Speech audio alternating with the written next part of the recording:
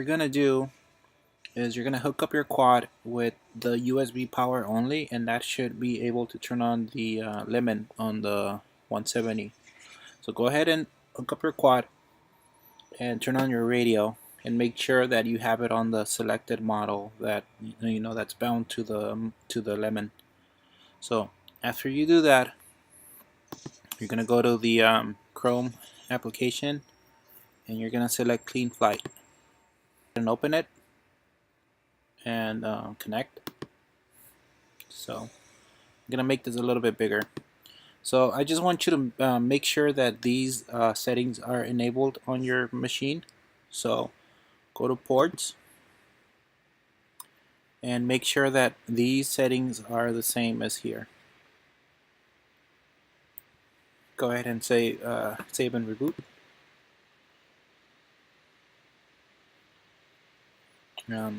Go to configuration. Make sure this is clicked same way. You may have a different number here. I think it's like 1030 or 1020, so just leave your numbers the way they are, and leave the rest of your numbers. These are just my numbers, so these work. These are meant for my quad, not yours. Same as here. So if you have numbers on your machine, leave them the way they are.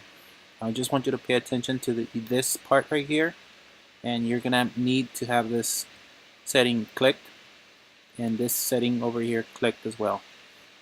So once you can make sure that everything is on, you go ahead and hit save and reboot. Don't pay attention to this number either. This is just my my particular quad. Okay. So after that, we're gonna go to this receiver tab over here, and I want to show you something. You see these numbers? This is my throttle, and you see how low the numbers are? Well, these numbers are incorrect. They will never allow your quad to arm. Actually, you can see that over here on the mode. I have mine to arm on the mid position, and then air mode on third. So as you see, the arm doesn't light up, but the air mode does, and that's because my minimum settings are too high or too low. So we're gonna try to get all these numbers.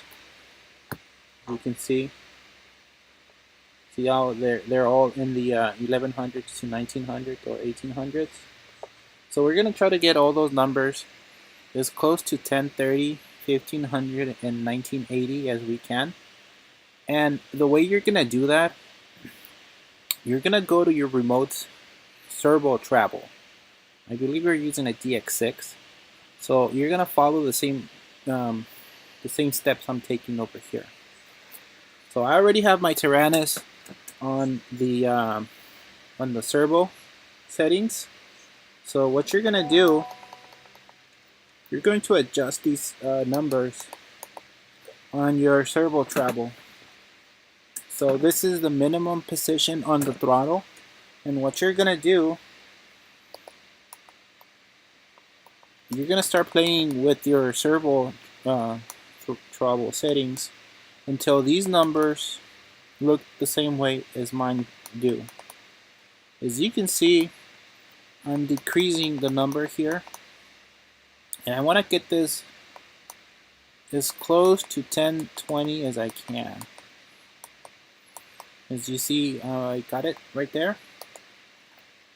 And now on the maximum, I want to do the same, but this time I want to get it all the way up to 1980.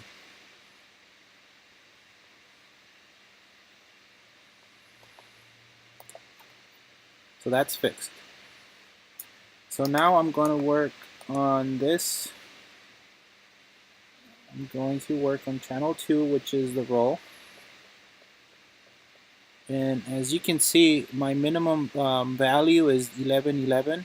I want to have that at 1020. I want to have this at 1500, and I want to have this a little bit higher, maybe 1980. So I'm going to work on the low side first, and I'm going to use the servo travel to adjust this. So I'm gonna get it close. Okay, that's getting close. Alright, that's good. Now for the high side.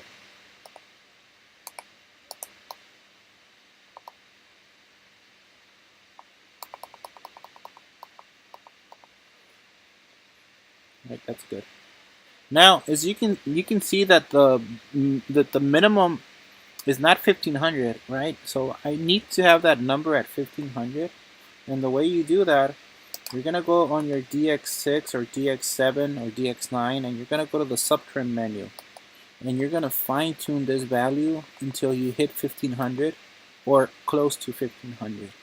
As you see, I'm at 1500 now. And if the number jumps up and down a little, that's fine. Okay, so I'm already on the subtrim menu, and I'm going to fix my pitch. As you can see, my pitch is really high. It's at 1532. So since I'm already on the subtrim menu, I'm just gonna go ahead and correct this. And as you can see, the numbers are falling. And again, I want to have this at 1500 or as close to 1500 as possible. Okay, so I'm gonna check the high and the low values, and again, this has to be as close to 1020 as possible, and this has to be as close to 1980 as possible. So I'm gonna go back to the Servo Travel menu, and I'm gonna start working on that. Okay, so I'm working on the low, I believe.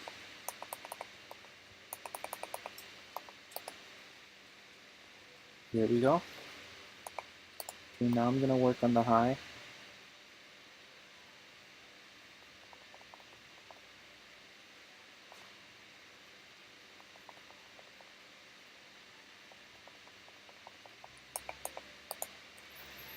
And there it is. So now what's left is my yaw channel. As you can see, my yaw is pretty high, so it's at 11 and 18. Again, I need this to be at 1020, center at 1500, and high at 1980. So I'm gonna go ahead and go to my yaw channel, and I'm going to adjust the settings for the low.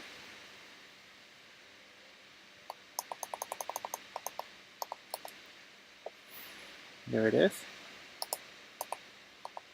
And now I'm going to go to the high.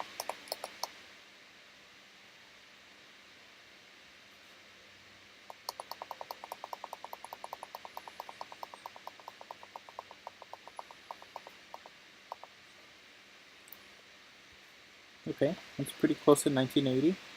So that's done. Now all my channels are working properly. If you see a lot of jumping, like right here, as you can see, mine is jumping from 1500 to 1501. So what you do is you go to your RC deadband, and then you just input the value you think it's jumping. So in my case, I'm thinking 2 is the value that goes up and down. So this is going to correct for that jumpiness. Don't mind this. This is just me configuring my quad. So you're going to go to the modes. And if you pay attention, now that my radio endpoints and midpoints are correct, the arm button lights up when I when I switch to it. So that should get your quad flying. Let me know if you have any questions, and yeah, call me if you need me. Don't forget to hit save.